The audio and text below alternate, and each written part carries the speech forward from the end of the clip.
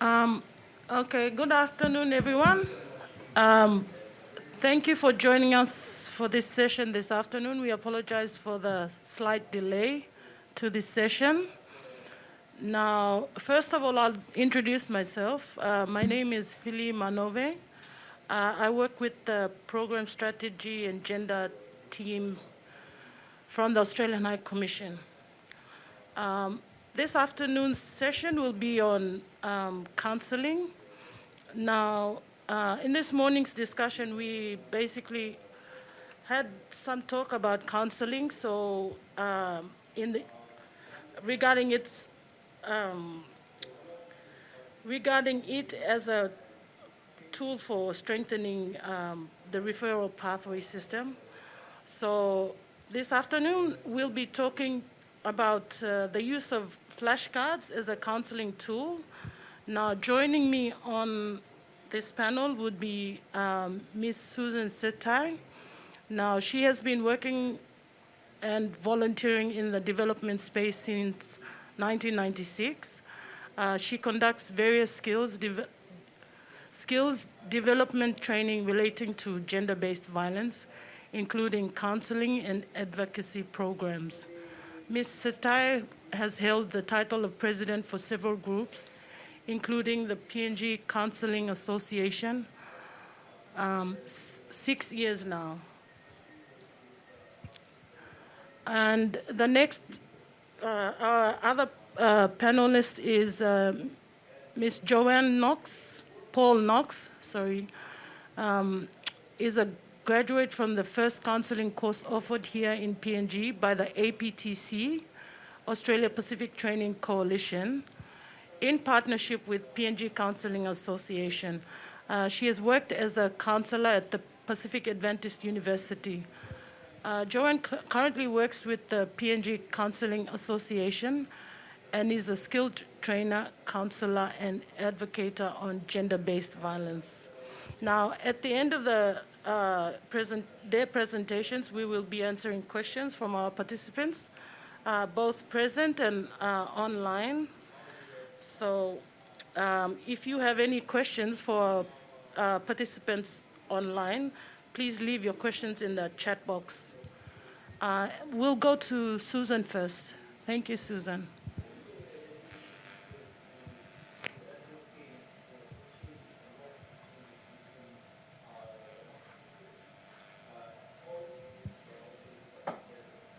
Good afternoon, listeners. Good afternoon, participants and listeners, those who are taking part throughout the country. Thank you very much to Pacific Women Papua New Guinea for supporting a lot of civil society organizations and partnering with us. Papua New Guinea Counsellors Association is one of the partners that Pacific Women is working with. And so we want to acknowledge Pacific Women for supporting PNG Counsellors Association in delivering the Queensland TAFE Diploma in Counselling since 2018 to 2020. And then we also want to acknowledge Australia Pacific Training Coalition for delivering the Diploma in Counselling. And this afternoon we have 3 of the graduates, those who are holding Diploma in Counselling. That's Guinea Daniel, Joanne Knox, and Winnie Raga. They are sitting here, so we are I'm most grateful for their participation during this course of the workshop. And National Gaming Control Board for financial support, Child Fund PNG for helping to develop the counseling training materials such as community-based helper training, which I will be taking us through very briefly. A snapshot of what community-based helper training or psychological first aid training that we offer for people who are helpers and those who are first liners in the disaster time. So thank you. Let's go through the next. So our PNG Counsellors Association's vision is to enhance, encourage the encourage the recognition and development of counseling profession in PNG. And our mission is to support, regulate accreditation of counselors, counseling training, and counseling services throughout Papua New Guinea. Our preamble, why we have a counseling program in Papua New Guinea. Recognize the immense need for counseling in many areas of life and situation, both in normal day-to-day living and in times of emergencies resulting from natural disasters, conflicts, etc. And so PNGCA has established by like-minded people, women and men, providing platform for practicing counselors to provide counseling services to those in need of help in coordinated manner and following a strict code of practice, code of ethical, with a high standard of service delivery. So I think Kinima Daniel made mention of that this morning, the kind of counselors we would want to have. Secondly, PNG Counsellors Association recognized the lack of support to deliver counseling profession and therefore is engaged in curriculum development, creating an environment conducive to both counselors and clients in order to provide professional counselors and counseling services in PNG. So that's our mission statement. So what PNGCA has achieved so far? In 2016, 22 clinical counseling services training conducted by the Australian Counselling Association and funded by Oilsters Foundation. In 2019, 19 Papua New Guineans attended the Queensland TAFE Diploma in Counseling and were graduated in 2020. 18 of them graduated, 1 dropped out. PNT contextualized Certificate 4, which is the minimum national standard and qualification to register and regulate counselors in PNG. And that's what we have achieved so far. So we are going to have 1 Certificate 4 training that will have about 16 people who will attend sometimes in September for 6 months. Certificate 4 in counseling is accredited by the Department of Higher Education, Science and Technology. The project was supported by Global Fund and the Child Fund PNG with technical assistance from APTC. Okay, so our presentation this afternoon is based on community-based helper training. This is the first part of our service we are providing to the community, to people in Papua New Guinea, in the offices and wherever you are, we have this training. That's 3 to 5 days training, community-based helper, psychological first aid training. And so we will have, I will have 3 presentations, 3 topics to present, very, very briefly. I'll just snapshot them. First topic is on, in this book, we are talking about roles and responsibilities of a community-based helper. And topic 2, what is stress and how does it affect us?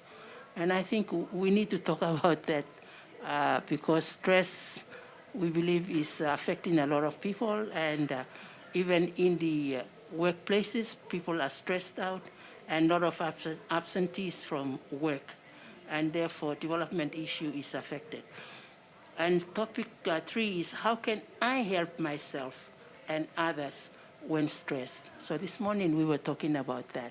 So this booklet here is PNGCA developed. Main person was Ume Waineti. She did all the hard work together with the support of others. So this is in place, and we can run that for 3 to 5 days of training. Okay. Community-based helper. So what is community-based helper?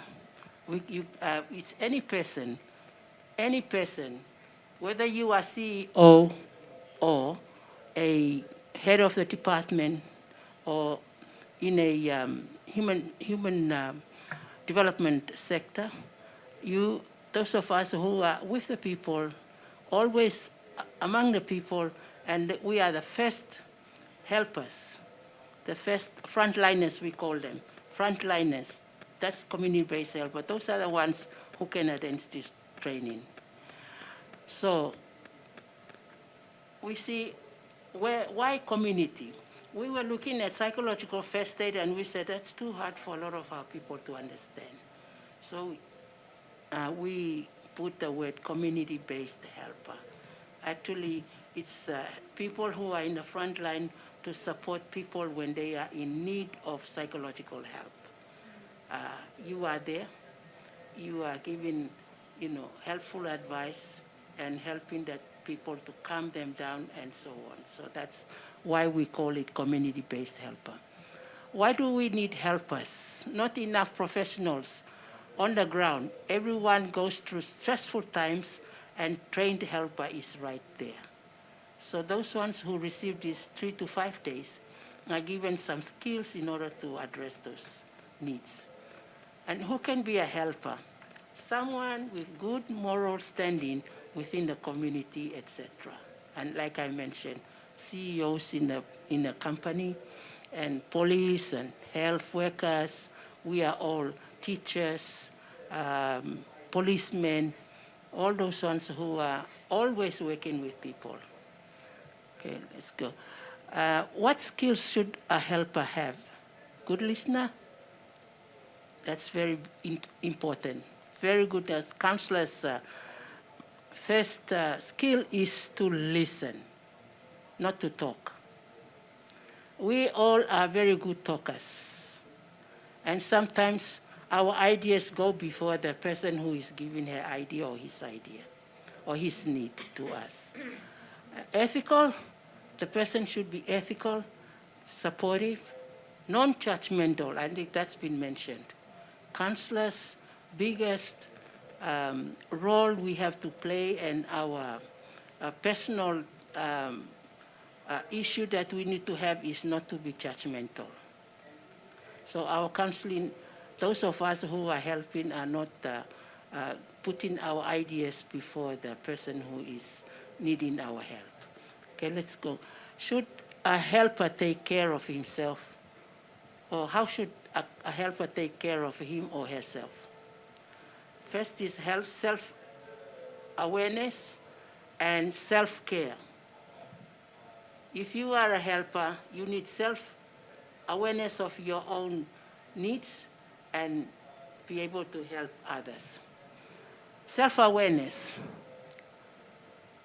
A helper must understand and accept their own limitations, deal with their own prejudices,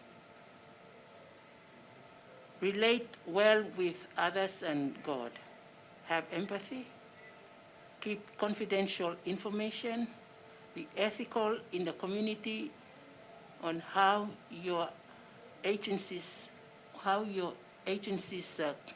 code of conduct, and know the cultural norms in the community where you are working. So that's self-awareness. I myself have to be able to do that if I am helping. Healthcare, I think that's where we can, before helping others, be aware of your own well-being. And you should be affected by the traumatic situation. You could be affected by the traumatic situation. And your family may be directly affected by the incident. Therefore, we have to be aware of that, to avoid conflicts afterward. So, I mean, those are the benefits and costs of working as a helper. Can we move on? Okay, topic 2. In this book, what is stress and how does it affect us? So, that's the learning outcomes, but we can go and see that one. Okay, we see bamboo is Papua New Guinea Counsellors Association preamble. That's our sign, our mark, because bamboo is a friendly-looking tree that is used widely in Papua New Guinea. What is stress, and what are some other words we can describe use to describe stress in PNG? What kind of stress is typical in PNG? How do you know when you are stressed? Now, those are questions we ask when the participants are there, so they'll be able to go. Let's go through. So that's how does stress affect the brain. So those of you who are watching, on the right, on the left is normal. On the right is stressed. If you are sitting facing us, on your left is normal and on your right is stressed.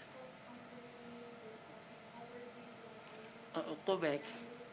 So you want your brain to be the one on your left or right? With few sticks there. That's what happens to our brain when we are stressed up. No wonder a lot of people are dropping dead anytime. I think nurses here and health workers here know what I'm talking about. And when the brain is not functioning, that affects the whole body. Phili. Okay, let's go to the next. So how does stress affect feelings and emotions? So things like you get sick,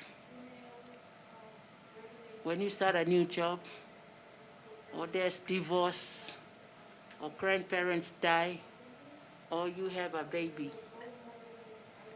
What are the positive emotions you might feel? There's increased courage, or happiness, joy. What are the strong emotions you might have? You are stuck, you are stuck, you are shocked. So those are some of the effects and feelings that stress can give to people when we are in stress. Okay, let's move on. So you see the body, effects of stress on our bodies. Okay, we move on. And it affects our spiritual being, our behaviors, our emotions, and our mind. So you're sitting here, you got worry. Those of you who are watching and listening, have you got any stress in you? Can you feel any stress in you? What stress do you have in your life? Personal question. How do you know if you are stressed? You know how, when you are stressed, do you know that? Any actions or anything happening to us when we are stressed? What signs of stress do you notice first? Okay, let's go move on. So not all stress are bad. Not all stress are bad, but there are some that may lead us to so much stress. So look at are you in green zone? If you are, we are talking about stress being stressful. Are you in green zone? You don't have a lot of stress, but you have stress in your what you are doing and all that. Are you healthy? Normal functioning? Reacting, experiencing short-term distress? Injured, severe, and impacts your ability to live your life. And then next one is, what is it? Red. You are at risk of developing severe serious mental and physical problems. So if you are green, good luck to you. If you are getting light green, you are beginning to become stressed. Yellow, orange, and red. Think about that. So when we're at the end of our training, we always ask this question. But there's a lot of reactions. Okay, let's move on to topic 3. Topic 3.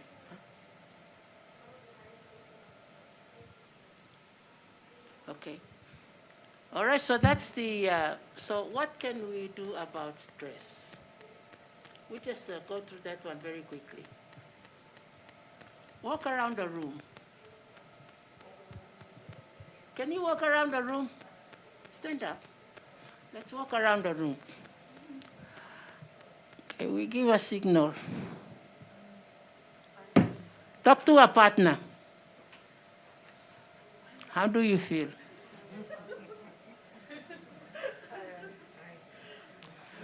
When given a signal, find a partner. Discuss what are your stress management techniques.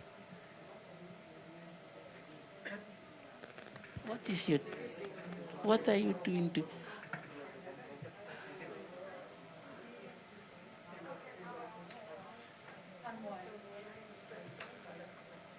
Good.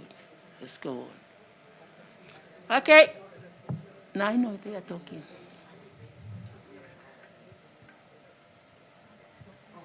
Thank you. Let's go to the next one. Next one is stress management technique, breathing. How many of you do a lot of breathing every day? We do. You do. You do. Okay. You have to do breathing in. This is a very special breathing technique. You have to breathe in through your nose with your mouth closed and breathe out through your mouth. Can you do that? Okay, you look at me, I do it, I demonstrate. You breathe in through your nose with your mouth closed and your hand on your left hand on your tummy. You see, your stomach had to move. Okay, breathe, you see me, breathe in through your nose. Out. Your belly should go inside, not come out. Okay, let's try again. Breathe in. Out. Breathe in. Out. I can see your chest coming out, but that's all right. But you need to try and stop your chest coming out because your air is getting stuck up here, not going down through your tummy and inside. Okay, thank you. You can sit down. Good. Okay, next stress management is exercise. We all know that. Do that exercise all the time. Stress up your legs and body because a lot of us sit behind the computer every day. We don't do gardening like everybody else in the villages. We are stuck in the office and we need to do that. Okay. Diet is very severe. Sugar recommended 12 teaspoons or less per day. 12 teaspoons. Okay, how many cups of tea you drink, coffee you drink every day? Susan, sorry, Okay, I'll just remind you that we've got half an hour left, so we have Joanne to present also. So in the interest of time, we need to... Okay. Because we'll be answering questions as well from our audience. All right. Thank you. Okay, thank you, Phili. Okay, we will now do... okay, just go very quickly to this salt, recommended 5 grams per day. Okay, let's go. Stress management techniques, peer support. You have peer support. Okay. Let's go through. Say something nice to your friend, your pal, your family, your husband, your wife, your children, and write something nice about them. Sitting and talking, that's our Melanesian culture. We sit around and we talk. So that's the end of that session. But it's very brief, but we cover it in 3, 4 days. Okay, so we will do one dance first before she takes on. So we will stand up and do kakaruk dance, chicken dance. Wherever you are, you can stand up and dance together with Joanne, Kinime, and Winnie. Okay. It's online. Okay, so stand there. Can you, Joanne, can you go? Huh? Yeah, online viewers, you can stand up too, please. Okay, we put the dance on. It's chicken dance to do stress management.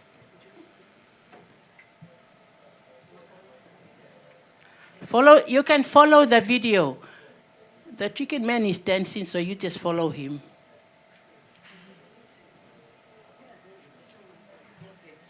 There. Do that.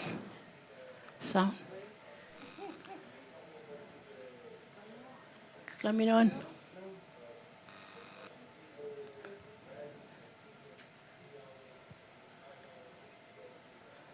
Can we have the video? You have the video, and you can copy this video and do it in your offices and wherever you are. Do that. Thank you. No. Sound.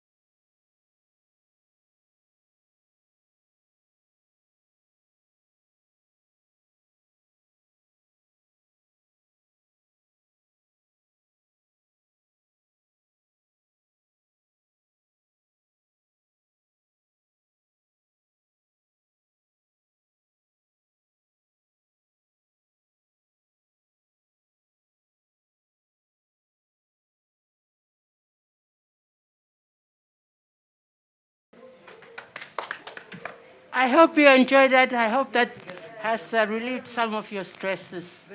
That's, thank you very much.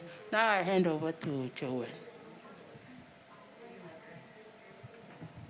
Thank you, Joanne.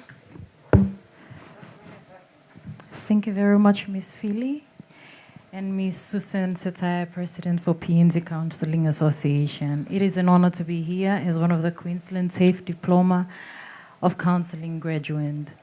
And I'll just give a brief 5 minutes update of the course. Highlights, basically. The duration of the course went on for 12 months, broken down into 4 clusters. 3 4 weeks face-to-face and 1 6 weeks We studied and covered 5 modules, all in all 17 units of competency.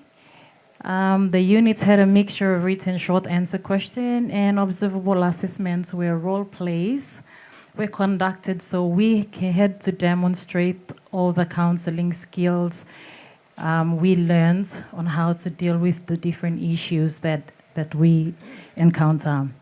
The classes were interactive, fun, and self-developing. We had many opportunities for self-reflection, which I believe is one of the most important things we need to remember, because when we reflect on the job that we do and we are aware of ourselves, then it's easier to identify when we're at risk ourselves with stress and being affected by the cases that are presented before us. We learned different approaches on counseling and how to deal with the different issues that are presented before us, and different tools that have been shown to us. And I only have a few, but I'll briefly go through the main highlights, which is the micro skills, the basic counseling skills that we need to on a daily conversation or a daily counseling session, or when you sit down to talk with a survivor or a client that comes before and sees you. The micro skills in counseling that we looked at attending behavior, and attending behaviors we use throughout the counseling session to demonstrate that we are present with the clients right there and then when they come to us. And it's simply nodding your head and just saying, tell me more about it. In that way, the client knows that you were there and you are being present with them. Active listening is different from just listening. Active listening means counselor is really concentrating, or you are really concentrating on what the client is actually saying, being present, and not getting distracted with the things that are around you or your thoughts at the time you were sitting down. The other one is questioning. When we sit down with clients to talk, we have to be very careful with what we ask. Because our questions direct the answers, and when we don't ask the right questions, we can re-traumatize our clients. So different questioning skills that we learned. Open questions is mentioned there. Open questions requires clients to expand on the story or the situation that they're in. And there's an example, can you tell me more about your family life or more about what you're going through? And the answer is in a longer, more detailed. Closed questions are normally yes or no answers when we ask. And I know there are direct questioning too when we are dealing with survivors. And direct questioning requires straight answers because risk is also involved. Reflection of content or paraphrasing. Paraphrasing is repeating back to the client what they have said to you. And it's not in the exact words that they're using, but using your own words. And doing this, the client feels heard and understood and knows that you actually listened to what they wanted to say to you. And of course, summarizing is up there. We always summarize at the end of every session or every conversation that we get engaged in. So we highlight or we stress on the main areas or the main points that main points of the reason why they come to see you. Client observation skills is one that is a bit tricky. We have to be observant with our clients. And being observant, meaning if the client sits in front of you and continuously taps the leg on the floor, then obviously something is wrong. Either the client is nervous or there's something they want to talk about, but they're finding it really difficult to open up. So how do we get them to talk? It comes back to us. Noting and reflecting skills is similar to paraphrasing. We assist them to see, we just repeat back to them what they have said, but in our own words. Reflecting feelings. Reflecting feelings is a skill where we reflect back what the client is actually feeling. So reflecting feelings, we reflect back what the client is actually feeling. So it's just the same as the others. The client still knows that you are still being present and you are still paying attention to what they're saying. How does the use of micro skills by a counselor or anyone that uses the skill affect the counseling process? This is a very important point that we need to take into consideration. Clients feel that they are being heard and understood. Micro skill assist rapport building. The client begins to trust their counselor or the person they decide to go and see. Clients will not feel judged by the counselor. When a person does not feel judged, they are more likely to share and open up to you and talk to you about whatever it is that they're going through. Choosing the communication skill is also important to use at the right time. So, communication skill without questions, being active and being present, attending to our clients, and when we summarize back to them everything that have been said in the session, no matter how long it is, the client knows that you have heard what they needed to say. So that's basically the micro skills in counseling that I know we all practice in our daily conversations, and it's just a skill that needs to be mastered. I used to work with youths, especially young people, and it has been very challenging because I didn't know how to understand them. I didn't know how to, help them deal with the issues until I attended the course. I started placing name tags on what I was actually doing. So reflecting feelings, sitting down and paying attention, minimal prompts like you're just nodding your head, and them still being engaged in the conversation, they know that you are being present and you care. So in that way, you create an environment and a place where they feel that they can actually open up, they can trust you, and they can talk to you about the issues. In counseling, confidentiality is one of the main things we have to, abide by. But when it comes to situations, survivors or situations that risks are involved, we have to breach the confidentiality.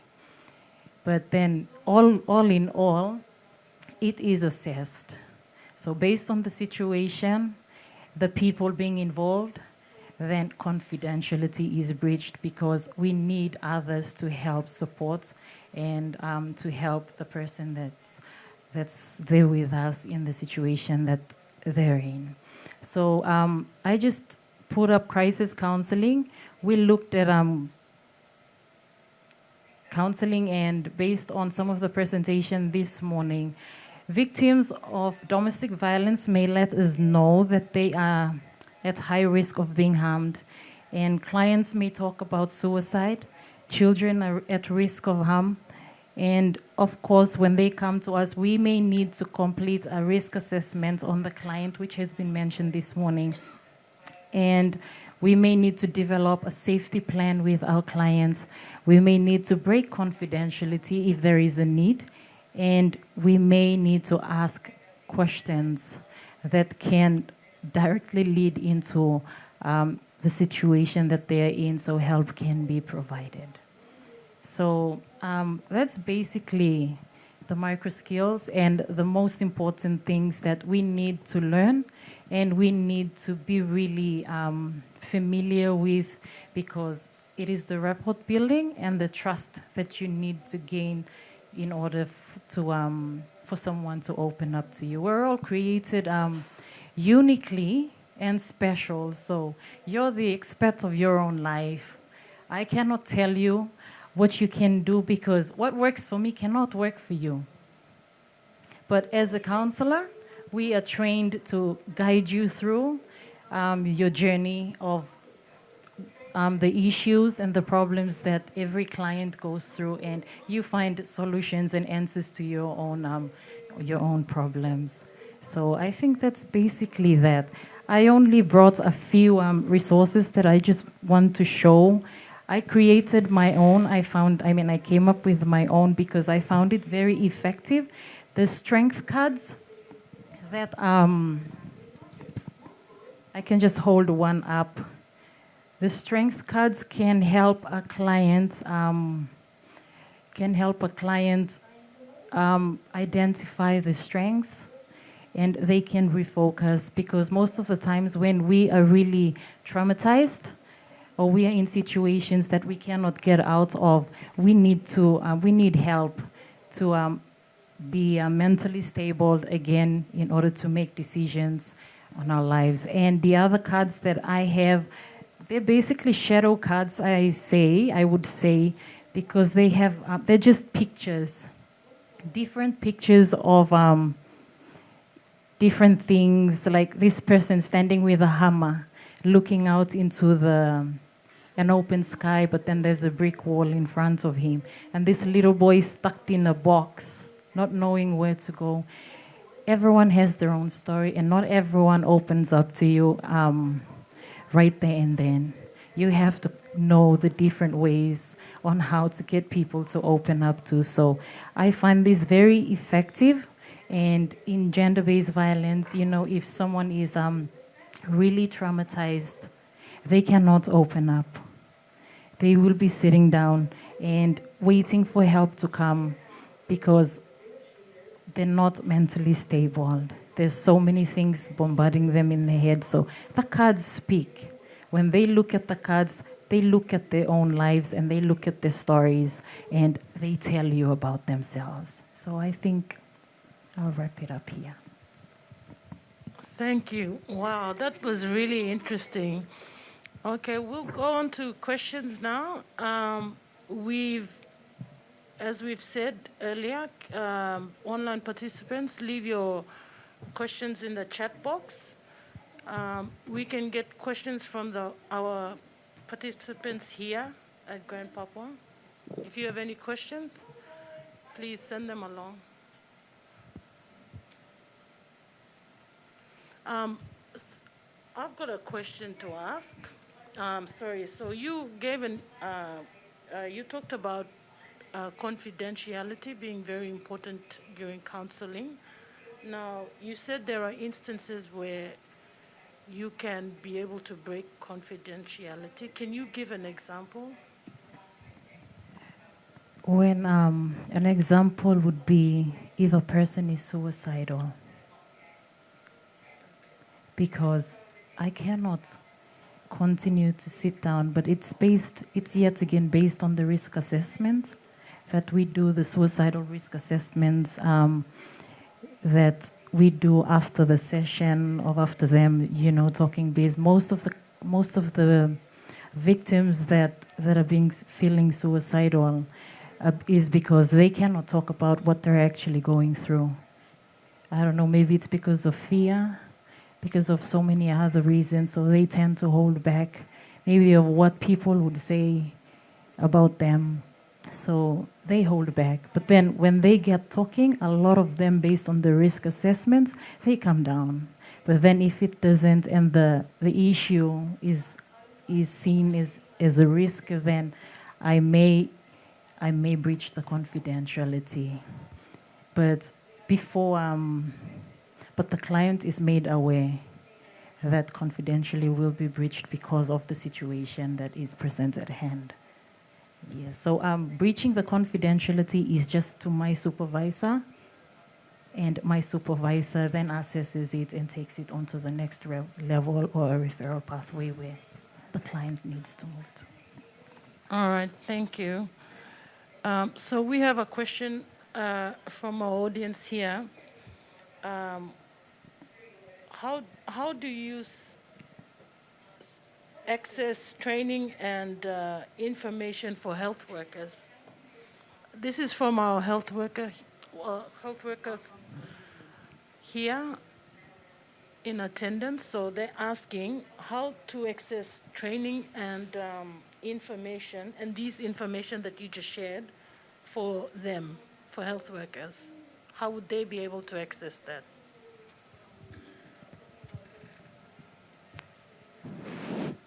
First of all, we provide information, and any training that we conduct, we go through our network, through our networks, and we provide a training offer that we making. And if there is a training that we are providing, we will send notices and provide application forms for people to apply. And if it is like the Queensland TAFE diploma in counseling, they have processes that they follow, and normally we would send them to, if safe houses, we will send them directly to safe houses so health workers can apply. So anybody can apply. Maybe providing details of the person who is applying, and normally scholarships are offered, but if there is no scholarship, we normally give the details of how much the cost, costs, the costs of the training and all that. So we do provide. We have an office and we have information there. Sorry that we were not able to provide that today, but we have. Our office is based in family and sexual violence. We are currently operating there, and so our address should be on our leaflet, but I didn't go to the office to pick up those things, so I just apologize that we were not able to provide that. But otherwise, we do send information out through to our network partners. And FSC is one of those network partners that we do work with. And we consider your service very important because we would like to assist you, because supervision is one area that we want to provide in order that counselors are doing well with their counseling services, and that we need to assist them if there's need for further training or further help they would need. Thank you. Thank you, Susan. Okay, this next question is talking about self-care. I think we had a discussion this morning about self-care for people who are counselors themselves. Self-care is important. If the case manager is traumatized and does not admit or reports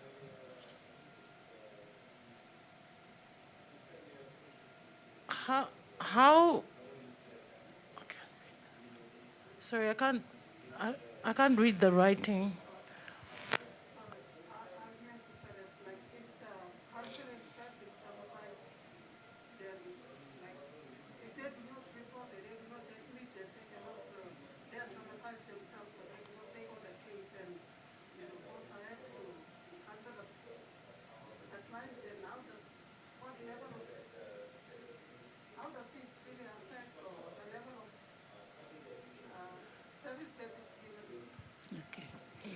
Okay.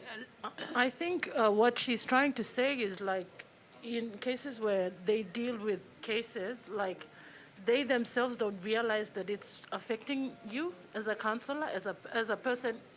Is that? They know themselves that they are affected, they are traumatized. And then, they don't report that they are traumatized, and they're connecting them. They're ignoring themselves, and they're trying to their best to provide a service, but they're likely to, express their own feelings to the clients. Oh, yeah. It affects the service. Yes. Okay. Okay, normally the client is the important person. That's it. The client is our priority. And when a counselor is traumatized, the first thing is to refer that client to another person, another counselor to deal with. And you deal with your own issue that is affecting you. You are traumatized and you need help. And that is where supervision, and that is the need we are looking at addressing, and we really want to do that. We have supervision training already. We have supervisors in our organization. All we need is to how we can arrange organize ourselves in order to get supervisors visiting FSCs, visiting counseling providing organization, counselors wherever they are. We have to visit them and find out if there are people who are traumatized, how can we provide help and so on. So I think maybe Joanne might want to add on to that. Thank you, Susan. Self-care is very important, self-awareness. And in an organization where there's a lot of you working, especially healthcare workers, it is good to always have a debriefing session. A debriefing session is when you talk about the issues and the challenges that you encounter. So when there is a debriefing session, you become aware of yourself, and you realize that you are being stressed or you are being affected. But then if one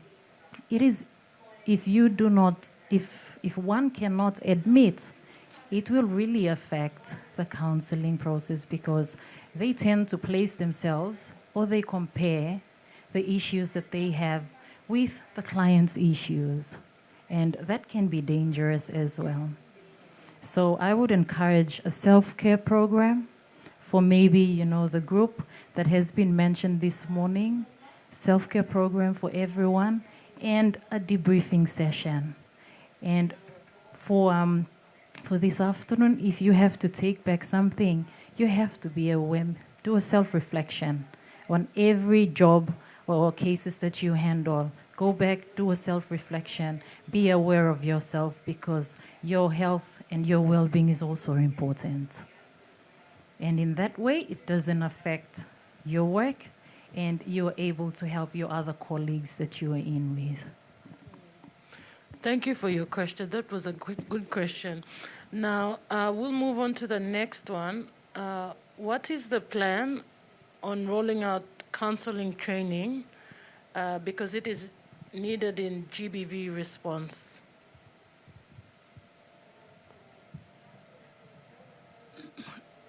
We have a Certificate 4, that's the National Qualification and Standard Training. That goes for 6 months. And so we will be rolling that out with first intake in September for 16 counselors. And so we are working with IEA TAFE Port Moresby. They will be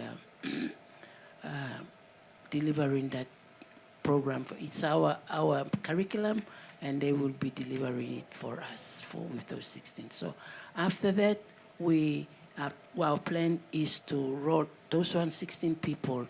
Will be conducting trainings for other counselors.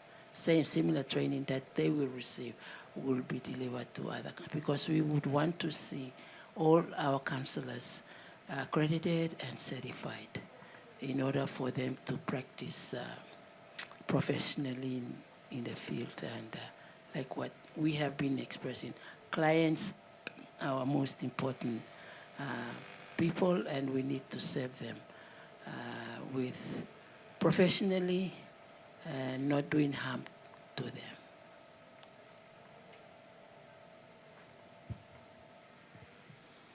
I think we've come to the end of our session. Thank you very much to you both for participating. And we say thank you to our online participants and those here in the room. Good afternoon.